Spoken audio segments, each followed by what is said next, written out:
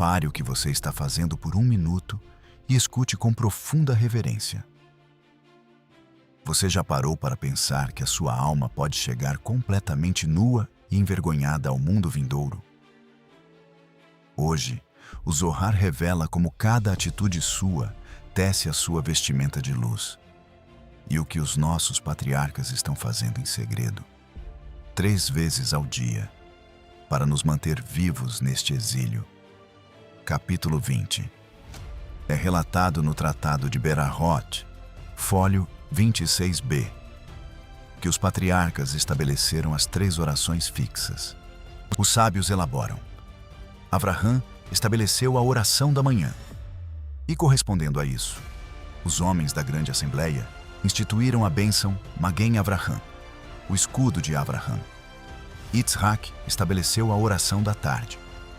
Correspondendo a isso, foi instituída a bênção Mehayeh Hametim, aquele que ressuscita os mortos. Yaakov estabeleceu a oração da noite.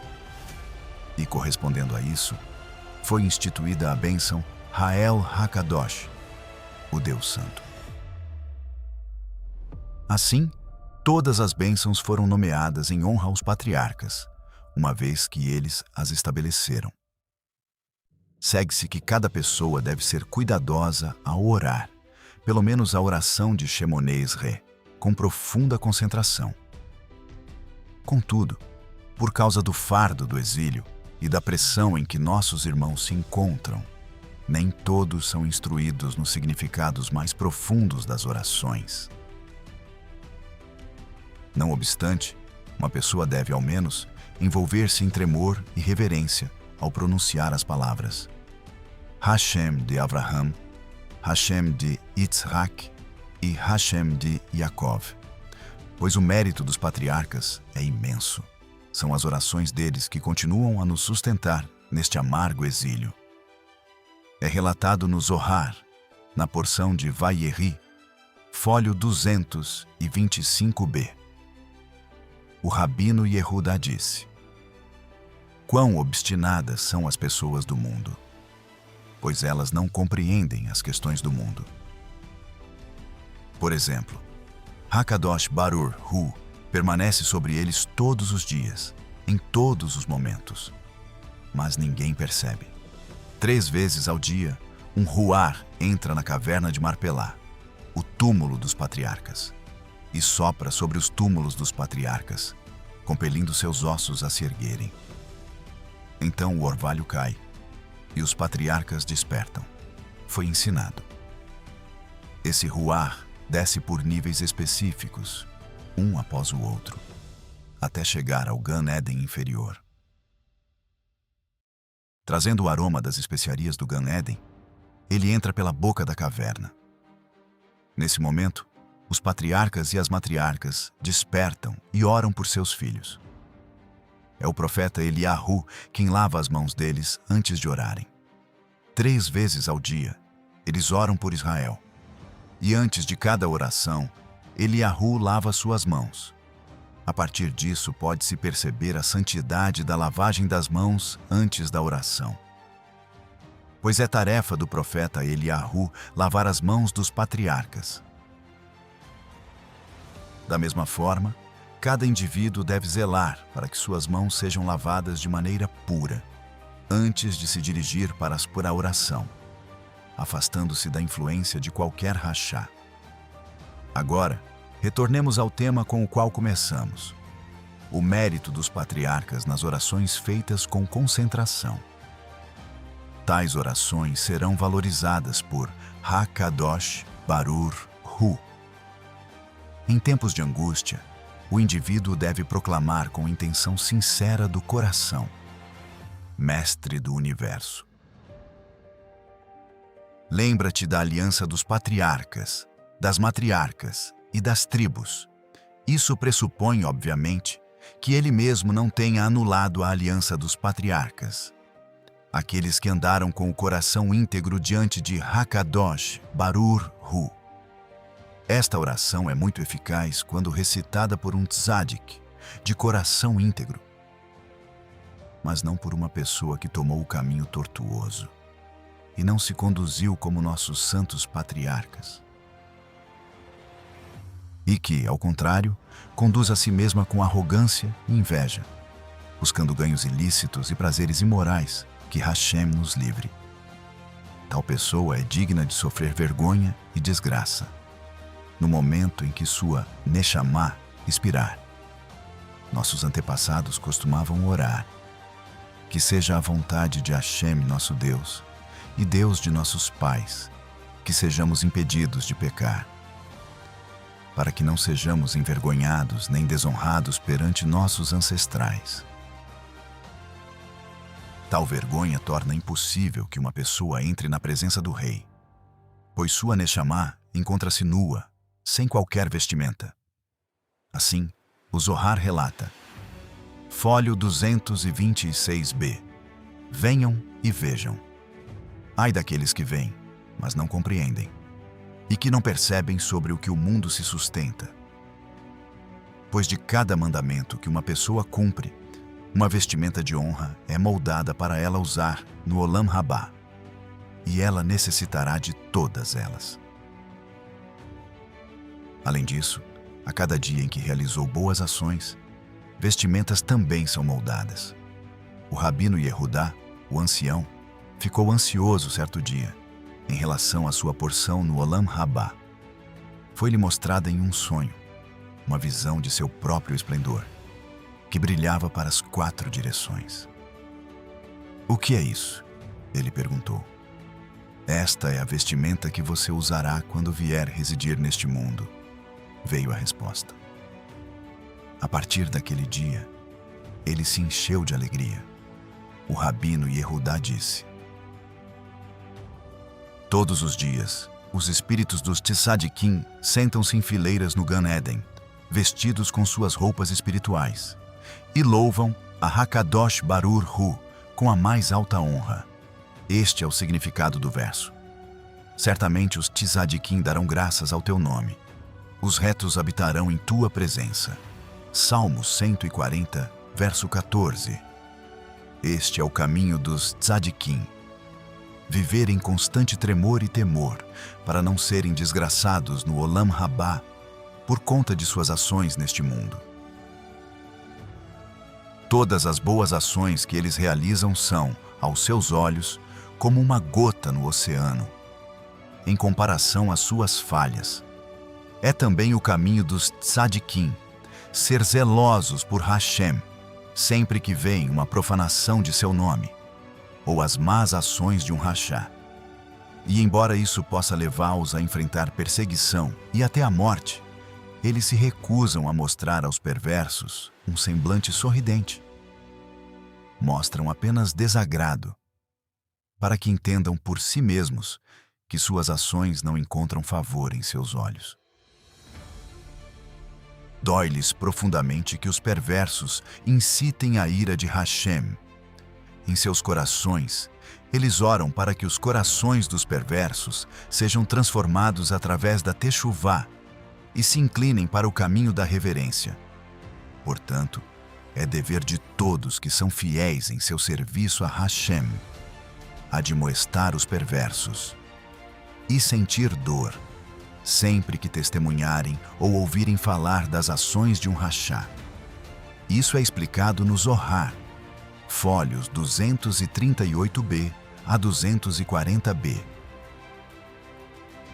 O Rabino Yehudá e o Rabino Yitzhak viajavam juntos pela estrada. O Rabino Yehudá disse: está escrito: ela não temerá por sua casa por causa da neve, pois toda a sua casa está vestida de carmesim. Provérbios 31, verso 21. Nosso colega, o Rabino Hizkiyahu, explicou isso da seguinte maneira: a punição de um rachá no Gehinom dura 12 meses. Durante metade deles, ele é punido com o calor, enquanto durante a outra metade é punido com a neve. Quando eles entram no fogo, dizem: este é certamente o Gehinom. Mas quando entram na neve, dizem: este é o frescor do inverno. E eles se alegram, dizendo: estamos contentes, pois após o julgamento no fogo, viemos nos refrescar em um lugar frio. O que eles não percebem é que a neve é uma continuação de seu julgamento. Lá, eles sofrem terríveis e amargas punições. Mas para que não ocorra alguém pensar que Israel também suportará a punição na neve, por essa razão está escrito: ela não temerá por sua casa por causa da neve, pois toda a sua casa está vestida de carmesim. Não leia a palavra hebraica para carmesim, shanim, mas sim shnayim, que significa dois. Ou seja, eles cumprem os mandamentos em pares. A circuncisão e a revelação, que é o corte da membrana sob o prepúcio, os tzitzit e os tefilim, a mezuzá e a lâmpada de Hanukkah. Enquanto ainda caminhavam, encontraram uma criança guiando um jumento, sobre o qual um homem idoso cavalgava. O velho disse: "Minha criança, cite-me o seu versículo." A criança respondeu: "Um versículo? Eu não tenho apenas um versículo. Ou você deve descer, ou deve me deixar cavalgar com você, e então eu lhe direi." "Não desejo me igualar a você," disse o velho, "pois eu sou um ancião, e você é apenas uma criança." A criança retrucou: "Se é assim, por que você me pediu para citar um versículo?" "Para que possamos viajar juntos," ele respondeu. "Que este velho seja preenchido de desespero," disse a criança. "Ele cavalga, embora não saiba nada, e então diz que não deseja se igualar a mim." Assim, ele se separou do velho e partiu sozinho. Quando o rabino Yehudá e o rabino Yitzhak chegaram, ele se aproximou e lhes relatou o que havia acontecido. O rabino Yehudá lhe disse: "Você fez a coisa certa. Venha conosco e nós nos sentaremos e ouviremos o que você tem a dizer." A criança disse: "Estou cansada, pois não comi nada hoje." Eles pegaram um pouco de comida e deram a ela. Um milagre ocorreu com eles, e encontraram uma fonte debaixo de uma árvore, e beberam de suas águas. Então a criança começou: "Está escrito, um salmo de Davi. Não te aflijas por causa dos malfeitores, nem tenhas inveja dos que praticam a iniquidade." Salmos 37, verso 1. Isso significa: não se volte para observar as ações dos perversos, pois talvez você não sinta zelo em nome de Hashem dos exércitos e seja punido por causa disso. Pois qualquer um que vê as ações de um rachá e não demonstra zelo pela honra de Hakadosh Barur Hu, transgride 3 mandamentos. O primeiro: não terás outros deuses diante de mim. Êxodo, capítulo 20, verso 3. O segundo: não farás para ti imagem esculpida, nem te curvarás a elas. O terceiro: não as servirás. Portanto, uma pessoa deve se separar dos perversos e direcionar seu caminho para longe deles. Por esta razão, separei-me do velho e direcionei meu caminho para longe dele. E agora que os encontrei, explicarei outro versículo. Assim, a criança começou, e ele chamou a Moisés. Livro de Vaikra, capítulo 1, verso 1. A letra Aleph, no final da palavra Vaikra, é escrita pequena porque este chamado não foi completo. E por que não? Porque ocorreu fora da terra de Israel. Pois a plenitude só existe dentro da Terra Santa. Ele então passou a revelar a eles visões adicionais de grande profundidade.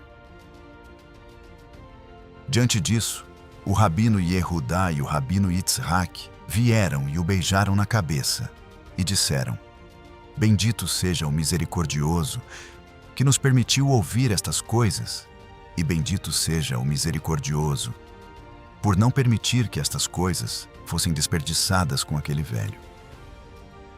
Então, eles se levantaram e começaram a caminhar. Avistaram uma videira crescendo em um certo jardim e a criança começou: ele amarrará o seu jumentinho à videira e o filho da sua jumenta ao ramo da videira. Gênesis, capítulo 49, verso 11. A ideia é esta.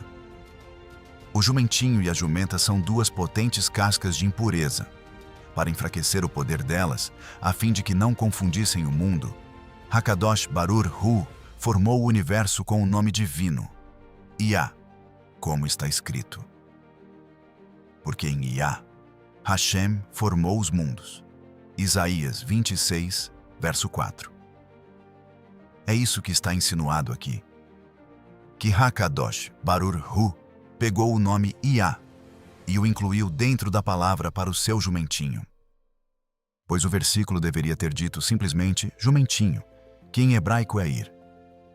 Mas disse o seu jumentinho, Irô, em vez disso, para incluir a letra E do nome de Hashem dentro dela.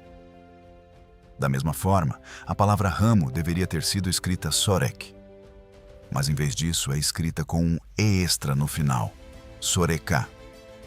Enquanto a palavra filho é escrita com um Yud extra, Beni, em vez de Ben. A criança, então, prosseguiu revelando a eles outros conhecimentos esotéricos. O rabino Yehudá disse: se tivéssemos percorrido este caminho por nada além de ouvir estas coisas, já teria sido suficiente para nós. O rabino Yehudá então acrescentou: teria sido melhor para a criança se não soubesse tanto, pois temo que não lhe seja permitido permanecer no mundo por causa disso. O rabino Yitzhak perguntou: por que não?